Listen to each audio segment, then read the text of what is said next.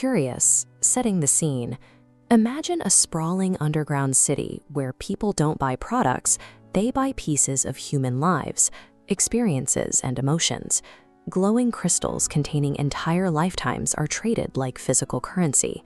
But this massive economy only works as long as the merchandise never hits the floor.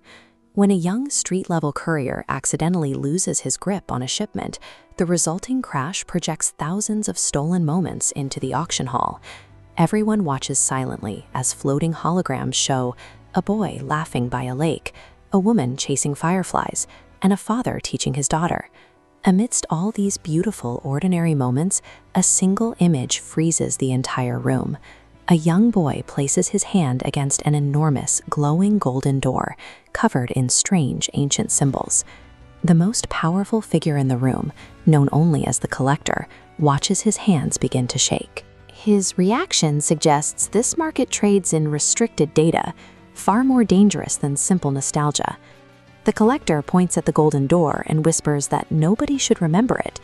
That specific memory was supposed to have been erased decades ago. As panic ripples through the hall, an elderly trader grabs the courier's arm, urging him to leave immediately. The environment shifts from a bustling marketplace into the site of an active, dangerous cover-up. The trader explains that the auction hall is a facade. Every year, people disappear without a trace. The market functions as a center for confiscating and hiding human lifetimes. If millions of lifetimes are being systematically erased, the scale of this operation reaches far beyond a simple black market, leaving the identity of the architect behind the erasure in question. Emergency alarms echo through the market as the hall's lights turn a harsh red. The ground slowly opens, revealing a boundless subterranean vault stretching toward the horizon, filled with millions of glowing memory crystals. The sheer volume of glowing light represents the discarded histories and identities that people chose to leave behind. The courier steps toward the edge and notices one crystal glowing brighter than all the rest. Attached to it is a golden nameplate, bearing his own exact name. This diagram shows the architecture of a failed reset.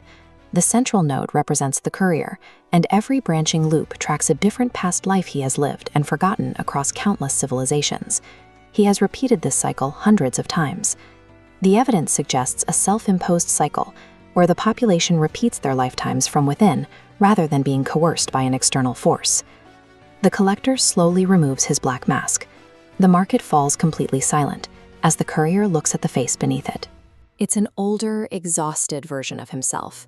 For centuries, this older version has acted as a psychological failsafe. He carries every past life and every deleted experience, so that the rest of the world can stay distracted and continue to function. But the system is breaking down.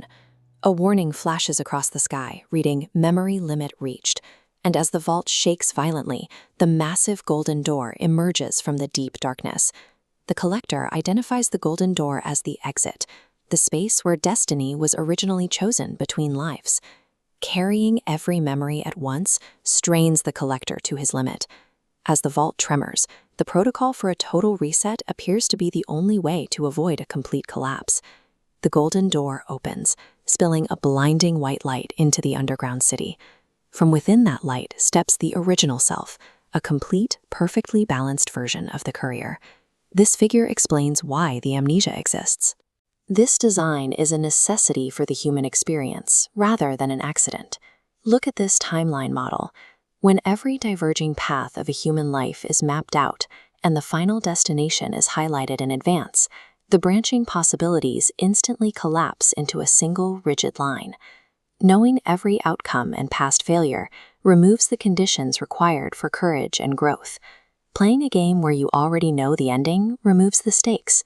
Meaning, discovery, and development can only exist when the future remains a genuine unknown. Accepting his role is over, the older collector removes the master memory. He tosses it directly into the white light, allowing the cycle to restart. The dark underground prison dissolves. A wave of golden energy races across the city, returning stolen memories and forgotten dreams, waking the population. The courier wakes up on an ordinary, crowded, sunlit street. The market is gone. All that remains in his hand is a single glowing crystal, containing a memory not from his past, but from his future.